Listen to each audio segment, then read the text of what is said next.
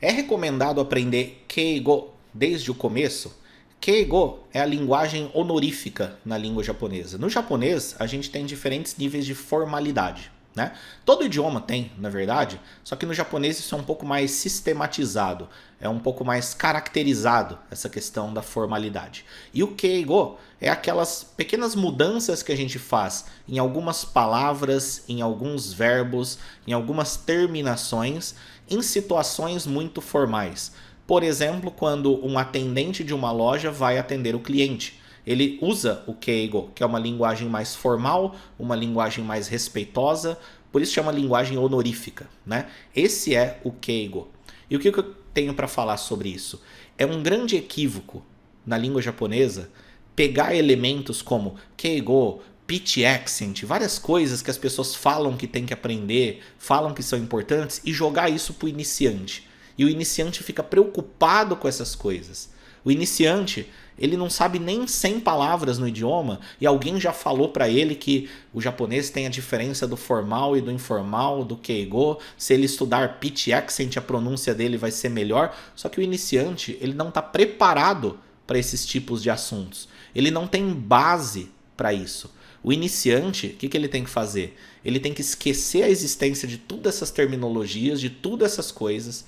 Não existe informal, não existe keigo, não existe dialeto, né? Esquece tudo isso. O que o iniciante tem que fazer? Ele tem que pegar um material didático para iniciante, ou uma série de aulas para iniciante, ou um curso para iniciante, ou um professor que vai dar aula para iniciante e aprender de forma sequenciada, um passo de cada vez, apenas o que for passado naquele momento. Por quê?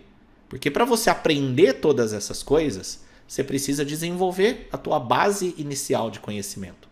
E nessa base inicial de conhecimento, esses elementos não fazem parte.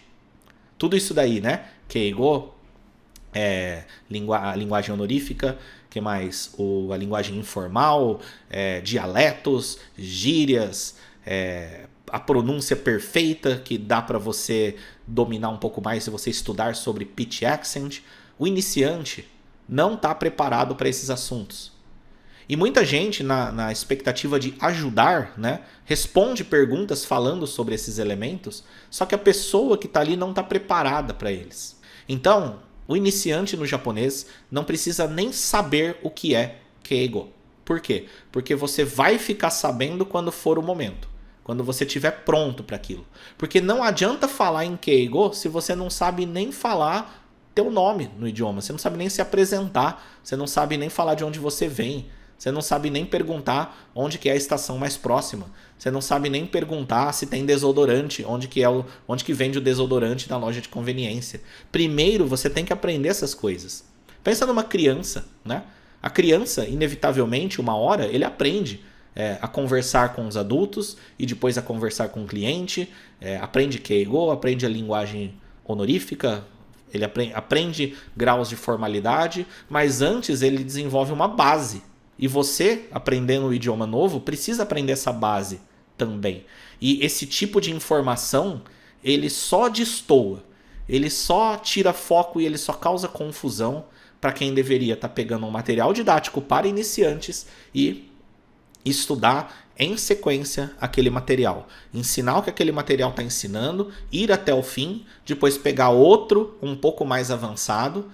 E assim, eu acho que um grande privilégio que eu tive no meu aprendizado de japonês é que eu era um adolescente e quando eu fui fazer um curso, né, eu tinha esse perfil de só aprender o que o curso me ensinava.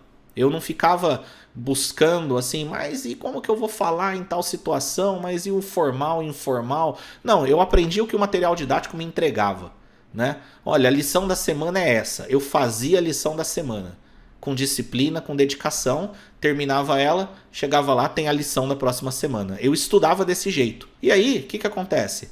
Você constrói uma base, você desenvolve o que é necessário para você ter um entendimento, para aí sim ir para esses assuntos.